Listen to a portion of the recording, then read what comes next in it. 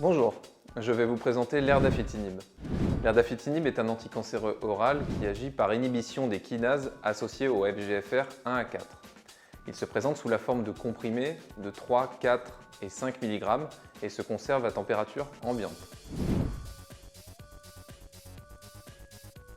L'erdafitinib est indiqué dans le carcinome urothélial avancé, métastatique ou inopérable présentant une altération génétique FGFR2 ou FGFR3 et en progression pendant ou après une première ligne par sel de platine et immunothérapie. L'erdafitinib s'administre en une prise par jour à heure fixe, pendant ou en dehors d'un repas.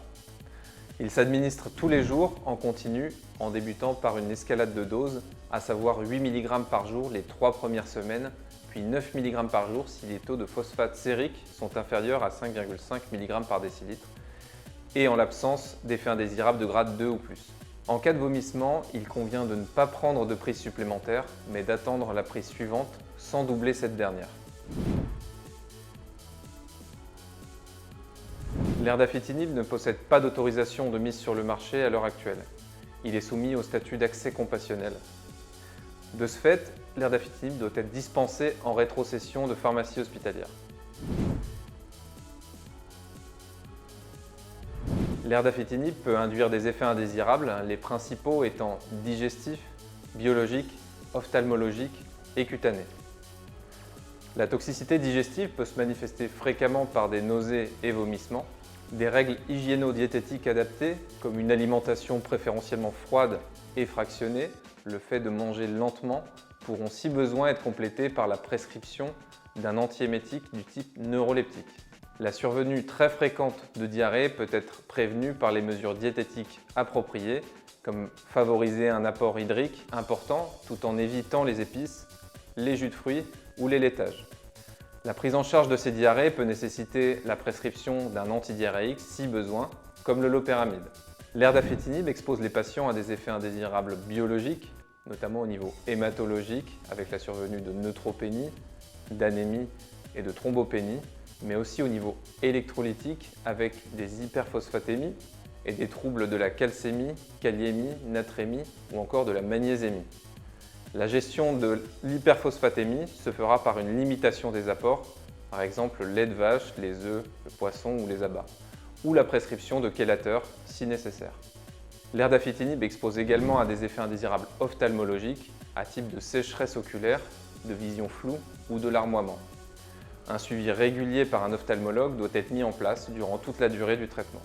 L'erdafitinib expose les patients à des effets indésirables cutanés, comme une sécheresse cutanée, une desquamation, des rash ou encore un prurite.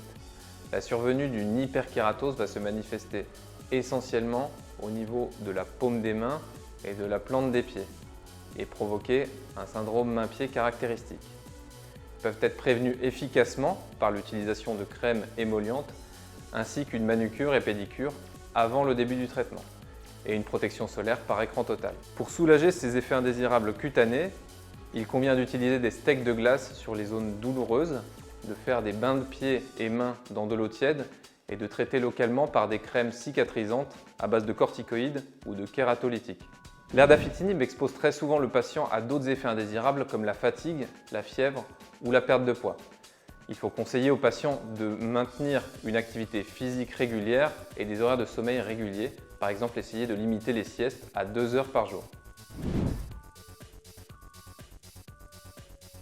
L'erdafitinib est inhibiteur de la glycoprotéine P. Son administration concomitante avec des médicaments substrats de cette enzyme peut entraîner une diminution d'exposition à cette dernière. Une surveillance rapprochée est recommandée en cas d'association avec certains antiarythmiques comme la digoxine, la myodarone ou le rivaroxaban, certains immunosuppresseurs comme la cyclosporine ou le tacrolimus ou encore les statines.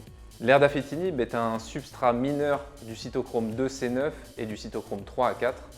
L'exposition du patient à l'erdafitinib peut être augmentée lors de l'administration concomitante d'inhibiteurs puissants du cytochrome 3 à 4 ou 2C9. La prise concomitante de certains antiarythmiques comme l'amiodarone, certains antifongiques comme le fluconazole ou encore des antirétroviraux est une association non recommandée. Une surveillance clinique est nécessaire en cas d'association. En revanche, l'exposition du patient à l'erdafitinib peut être diminuée lors de l'administration concomitante d'inducteurs puissants du cytochrome 3 à 4. La prise concomitante de certains antiépileptiques, comme la carbamazépine ou la phénitoïne, ou encore certains antibiotiques, comme la rifampicine, est également une association non recommandée et une surveillance clinique sera nécessaire en cas d'association. Il est recommandé d'éviter la prise d'agents susceptibles de modifier le taux de phosphate, au moins durant la période de titration, tels que les laxatifs, les lavements, les chélateurs, comme le sévélamère. Enfin, la phytothérapie peut induire avec l'erdafitinib des interactions médicamenteuses et il est recommandé de ne pas utiliser de phytothérapie pendant la durée du traitement. En particulier, l'utilisation d'inhibiteurs du cytochrome 3 à 4 comme le jus de pamplemousse, le jus d'orange amer, le ginseng, le ginkgo biloba ou encore le chardon-marie. Les inducteurs du type 3 à 4 comme le millepertuis, les échinacées, le kava et l'ail sont également à éviter. Les inhibiteurs et inducteurs de la glycoprotéine P comme le pamplemousse, le millepertuis ou le thé sont également déconseillés. Vous pouvez retrouver l'ensemble de ces informations sur le site de la SFPO.